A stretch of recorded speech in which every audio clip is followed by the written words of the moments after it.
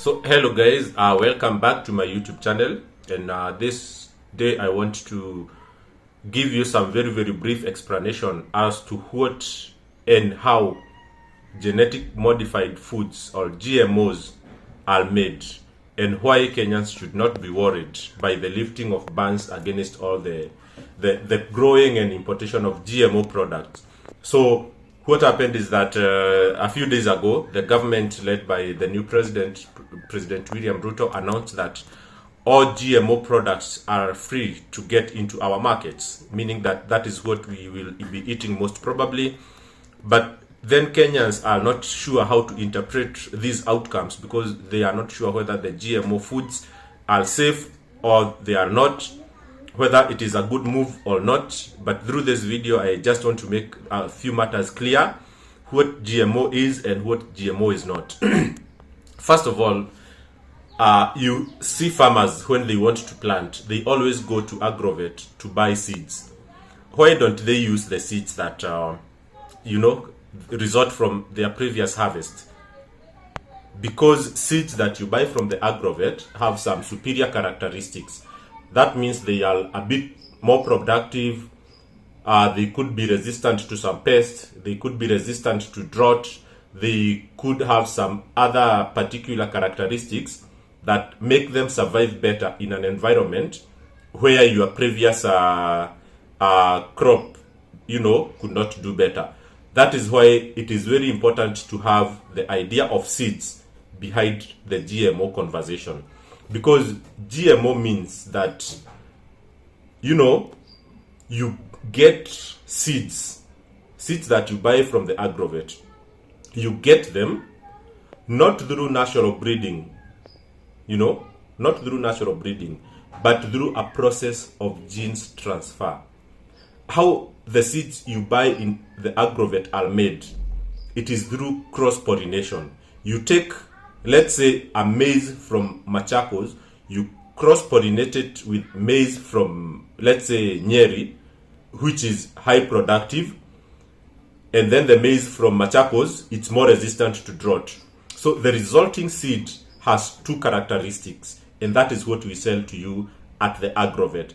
So what the guys in genetic, improvement do, instead of planting the maize from Nyeri and the maize from Machakos so that they cross-pollinate, what the guys in genetic modification do, they will take the genes, they will extract the code of resistance to drought from the seed in Machakos maize and inject it into the seed in Nyeri maize without having to plant the seed and cross-pollinate.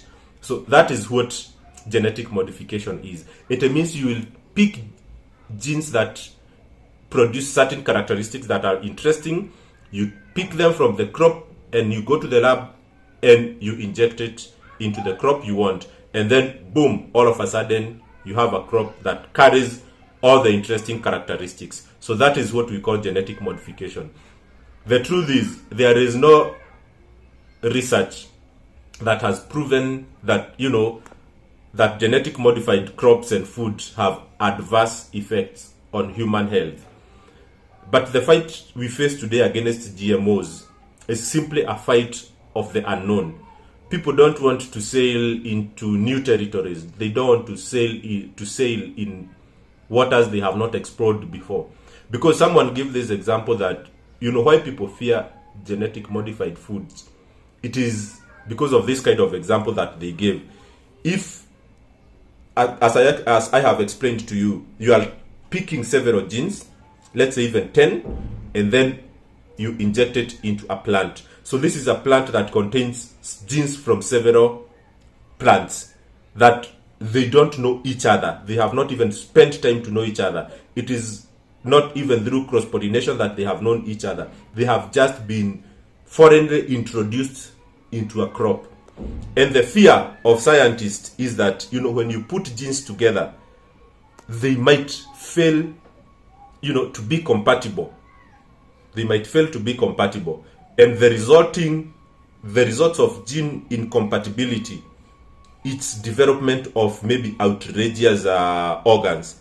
So it's the way cancer develops. You know, a cancer is like is a foreign gene that develops and then something grows out of nowhere. So people fear that when you introduce all these genes into one crop, and I'm explaining this in layman's language, when you introduce all these genes into one crop, maybe there could be a reaction, and then a different crop other than maize that was intended will develop. The same thing if you do it into animals. If you introduce several genes, let's say into a dairy cow that is resistant to drought, it is resistant to diseases, to sesame fly, all those stuff. If those genes react through any means, then you might end up with an animal different from a cow, an animal that is even not known into this world. And the same fear that people have is that our bodies are used for many years to consume maize that has a genetic code that is natural for many years. You are not used to genes that have been introduced into maize.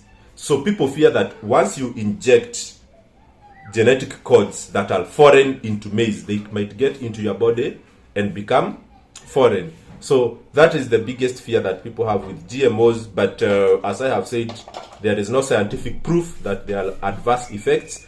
People are just fearful that, you know, GMO is just like a choir of a million. It's just like a choir of a million singers who have not trained together, and then all of a sudden they are given a mic and told to sing.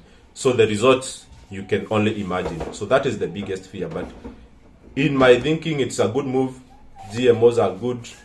They will increase productivity, reduce hunger, and also adaptability to the environment. So guys, thank you very much, and see you in the next video.